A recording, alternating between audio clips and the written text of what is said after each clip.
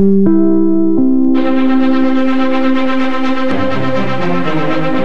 is an NBC News special report. A presidential address.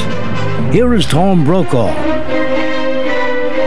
Good evening on what has been another eventful day on the long march to war with Iraq. It does now appear that we are on the eve of that war, that the bombing and the shooting could begin before the end of this week.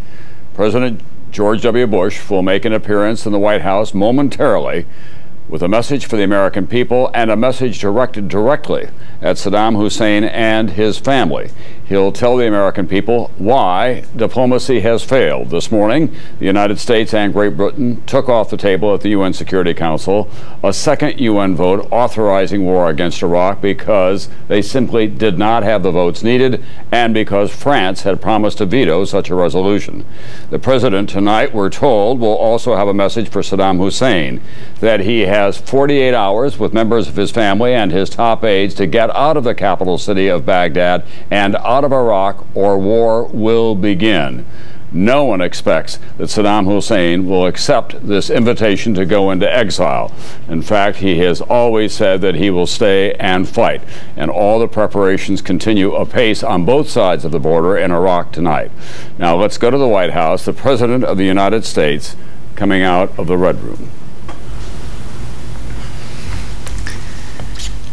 My fellow citizens, events in Iraq have now reached the final days of decision.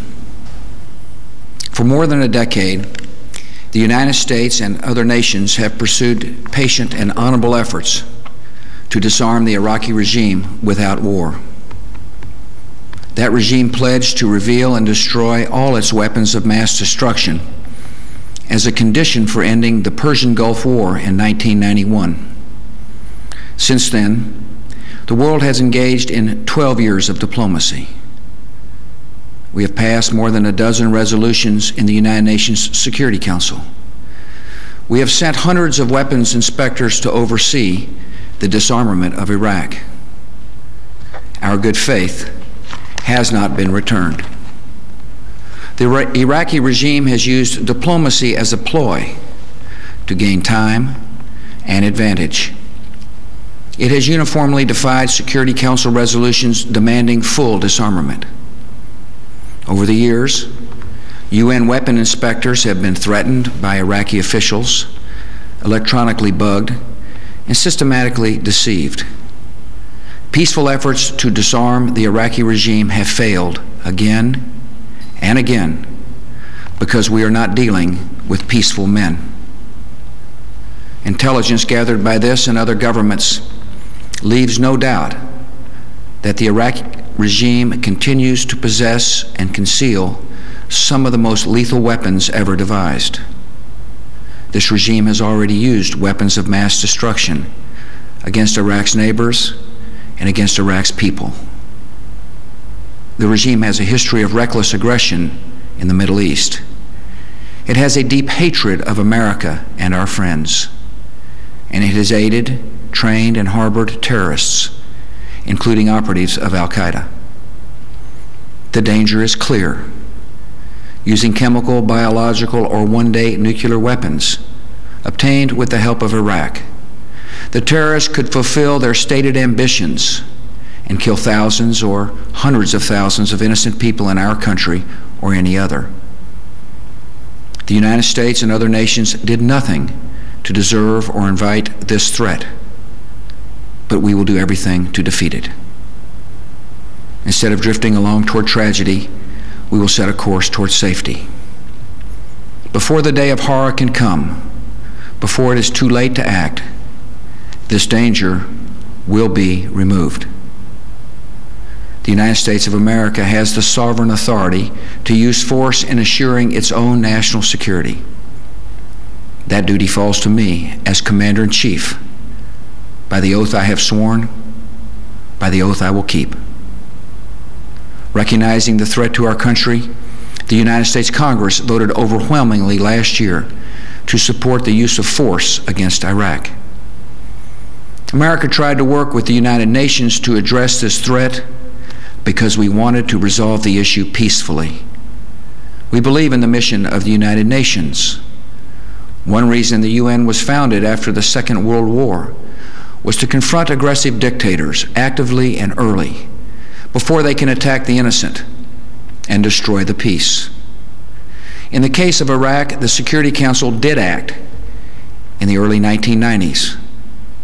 Under Resolutions 678 and 687, both still in effect, the United States and our allies are authorized to use force in ridding Iraq of weapons of mass destruction. This is not a question of authority. It is a question of will. Last September, I went to the UN General Assembly and urged the nations of the world to unite and bring an end to this danger. On November 8th, the Security Council unanimously passed Resolution 1441, finding Iraq in material breach of its obligations and vowing serious consequences if Iraq did not fully and immediately disarm. Today, no nation can possibly claim that Iraq has disarmed, and it will not disarm so long as Saddam Hussein holds power. For the last 4.5 months, the United States and our allies have worked within the Security Council to enforce that Council's long-standing demands. Yet some permanent members of the Security Council have publicly announced they will veto any resolution that compels the disarmament of Iraq. These governments share our assessment of the danger, but not our resolve to meet it. Many nations, however, do have the resolve and fortitude to act against this threat to peace, and a broad coalition is now gathering to enforce the just demands of the world. The United Nations Security Council has not lived up to its responsibilities, so we will rise to ours. In recent days, some governments in the Middle East have been doing their part. They have delivered public and private messages urging the dictator to leave Iraq so that disarmament can proceed peacefully. He has thus far refused. All the decades of deceit and cruelty have now reached an end. Saddam Hussein and his sons must leave Iraq within 48 hours. Their refusal to do so will result in military conflict, commenced at a time of our choosing. For their own safety, all foreign nationals, including journalists and inspectors, should leave Iraq immediately. Many Iraqis can hear me tonight in a translated radio broadcast, and I have a message for them. If we must begin a military campaign, it will be directed against the lawless men who rule your country, and not against you. As our coalition takes away their power, we will deliver the food and medicine you need. We will tear down the apparatus of terror, and we will help you to build a new Iraq that is prosperous and free. In a free Iraq, there will be no more wars of aggression against your neighbors, no more poison factories, no more executions of dissidents, no more torture chambers and rape rooms. The tyrant will soon be gone. The day of your liberation is near. It is too late for Saddam Hussein to remain in power. It is not too late for the Iraqi military to act with honor and protect your country by permitting the peaceful entry of coalition forces to eliminate weapons of mass destruction. Our forces will give Iraqi military units clear instructions on actions they can take to avoid being attacked and destroyed. I urge every member of the Iraqi military and intelligence services, if war comes, do not fight for a dying regime that is not worth your own life. And all Iraqi military and civilian personnel should listen carefully to this warning. In any conflict, your fate will depend on your actions. Do not destroy oil wells, a source of wealth that belongs to the Iraqi people. Do not obey any command to use weapons of mass destruction against anyone, including the Iraqi people. War crimes will be prosecuted. War criminals will be punished. And it will be no defense to say, I was just following orders. Should Saddam Hussein choose confrontation, the American people can know that every measure has been taken to avoid war, and every measure will be taken to win it. Americans understand the costs of conflict because we have paid them in the past. War has no certainty except the certainty of sacrifice. Yet the only way to reduce the harm and duration of war is to apply the full force and might of our military, and we are prepared to do so. If Saddam Hussein attempts to cling to power, he will remain a deadly foe until the end. In desperation, he and terrorist groups might try to conduct terrorist operations against the American people and our friends. These attacks are not inevitable. They are, however, possible. And this very fact underscores the reason we cannot live under the threat of blackmail. The terrorist threat to America and the world will be diminished the moment that Saddam Hussein is disarmed. Our government is on heightened watch against these dangers. Just as we are preparing to ensure victory in Iraq, we are taking further actions to protect our homeland. In recent days, American authorities have expelled from the country certain individuals with ties to Iraqi intelligence services. Among other measures, I have directed additional security at our airports and increased Coast Guard patrols of major seaports. The Department of Homeland Security is working closely with the nation's governors to increase armed security at critical facilities across America. Should enemies strike our country, they would be attempting to shift our attention with panic and weaken our morale with fear. In this, they would fail. No act of theirs can alter the course or shake the resolve of this country. We are a peaceful people, yet we're not a fragile people, and we will not be intimidated by thugs and killers. If our enemies dare to strike us, they and all who have aided them will face fearful consequences. We are now acting because the risks of inaction would be far greater. In 1 year or 5 years, the power of Iraq to inflict harm on all free nations would be multiplied many times over. With these capabilities, Saddam Hussein and his terrorist allies could choose the moment of deadly conflict when they are strongest. We choose to meet that threat now, where it arises, before it can appear suddenly in our skies and cities. The cause of peace requires all free nations to recognize new and undeniable realities. In the 20th century, some chose to appease murderous dictators whose threats were allowed to grow into genocide and global war. In this century, when evil men plot chemical, biological, and nuclear terror, a policy of appeasement could bring destruction of a kind never before seen on this earth. Terrorists and terrorist states do not reveal these threats with fair notice in formal declarations. And responding to such enemies only after they have struck first is not self-defense, it is suicide. The security of the world requires disarming Saddam Hussein now. As we enforce the just demands of the world, we will also honor the deepest commitments of our country. Unlike Saddam Hussein, we believe the Iraqi people are deserving and capable of human liberty. And when the dictator has departed, they can set an example to all the Middle East of a vital and peaceful and self-governing nation. The United States, with other countries, will work to advance liberty and peace in that region. Our goal will not be achieved overnight, but it can come over time. The power and appeal of human liberty is felt in every life and every land.